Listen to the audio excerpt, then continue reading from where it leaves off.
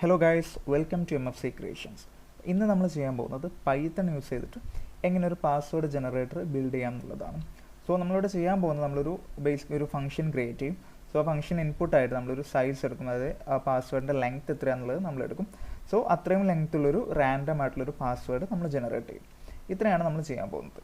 So first of all അതിനായിട്ട് നമുക്ക് രണ്ട് പാക്കേജസ് ഇമ്പോർട്ട് ചെയ്യേണ്ടതുണ്ട്. So first package import string, അതുപോലെ തന്നെ റാൻഡം എന്ന് പറയുന്ന മറ്റൊരു പാക്കേജ് കൂടെ നമുക്ക് ഇമ്പോർട്ട് ചെയ്യാം.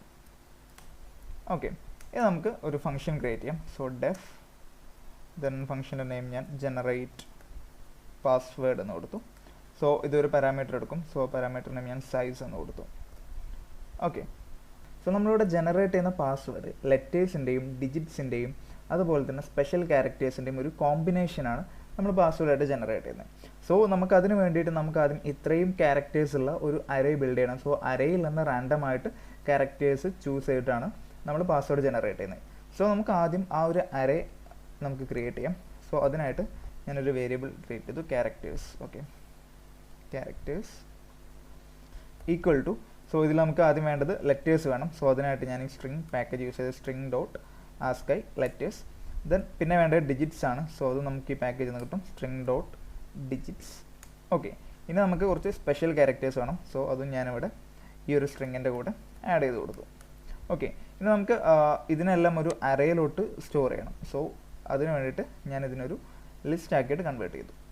ഓക്കെ, ഇനി വേണമെങ്കിൽ നമുക്ക് ഈ ക്യാരക്ടേഴ്സ് ഒന്ന് പ്രിൻറ്റ് ചെയ്ത് നോക്കാം. സോ നമുക്ക് എന്താണ് ഈ അറേയിലുള്ളത് എന്നുള്ളത് ഒന്ന് ചെക്ക് ചെയ്യാം. സോ ക്യാരക്ടേഴ്സ്, ദെൻ ഈ ഫംഗ്ഷൻ അവിടെ കോൾ ചെയ്യാം, ജനറേറ്റ് പാസ്വേഡ്. ഞാനിപ്പോൾ ചുമ്മാ ലെങ്ത് 8 കൊടുത്തു.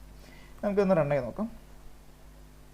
Python password. ഓക്കെ, അപ്പോൾ ഇതാണ് നമ്മുടെ ക്യാരക്ടേഴ്സ് അറേ. അതായത് ഇതിൽ എല്ലാ ലെറ്റേഴ്സും ഉണ്ട്, അതുപോലെ തന്നെ എല്ലാ ഡിജിറ്റ്സ് ഉണ്ട്, ദെൻ സ്പെഷ്യൽ ക്യാരക്ടേഴ്സ് ഉണ്ട്. ഓക്കെ, ഇനി ഇതിൽ നിന്ന് റാൻഡമായിട്ട് നമുക്ക് കുറച്ച് ക്യാരക്ടേഴ്സ് എടുത്തിട്ട് നമുക്ക് നമ്മുടെ പാസ്വേഡ് ബിൽഡ് ചെയ്യാം. ഓക്കെ, സോ അടുത്തതായിട്ട് നമുക്ക് ഈ അറേ ഒന്ന് ഷഫിൾ ചെയ്യണം. സോ അതായത് പാസ്വേഡ് ജനറേറ്റ് ചെയ്യുന്നതിന് മുമ്പ് നമ്മുടെ ഈ ക്യാരക്ടേഴ്സ് അറേ നമുക്കൊന്ന് ഷഫിൾ ചെയ്യണം. സോ അതിനായിട്ട് നമുക്ക് ഈ റാൻഡം പാക്കേജ് യൂസ് ചെയ്യാം. സോ റാൻഡം ഡോട്ട് ഷഫിൾ എന്ന് പറയുന്നൊരു മെത്തേഡ് ഉണ്ട്. അതിനകത്തോട്ട് നമ്മുടെ അറേ കൊടുക്കുക. സോ ഈ ഒരു അറേ ഒന്ന് ഷഫിൾ ആവും. ഓക്കെ, ഇനി ഷഫിൾ ചെയ്ത അറേയിൽ നിന്ന് നമുക്ക് 8 ക്യാരക്ടേഴ്സ് റാൻഡമായിട്ട് ചൂസ് ചെയ്യണം. ഓക്കെ, സോ ഞാൻ അത് സ്റ്റോർ ചെയ്യാൻ വേണ്ടിയിട്ട്, അതാണ് നമ്മുടെ പാസ്വേഡായിട്ട് വരിക. സോ അത് സ്റ്റോർ ചെയ്യാനായിട്ട് ഞാനൊരു പാസ്വേഡ് എന്ന് പറയുന്നൊരു അറേ ക്രിയേറ്റ് ചെയ്തു.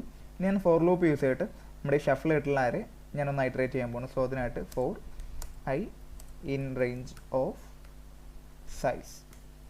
ഓക്കെ, എന്നിട്ട് ഞാൻ ഈ പാസ്വേഡ് നമ്മുടെ പുതിയ അറേയിലോട്ട് റാൻഡമായിട്ട് ഓരോ ക്യാരക്ടേഴ്സ് ഇതിലോട്ട് അപ്പൻഡ് ചെയ്യണം. So password dot append.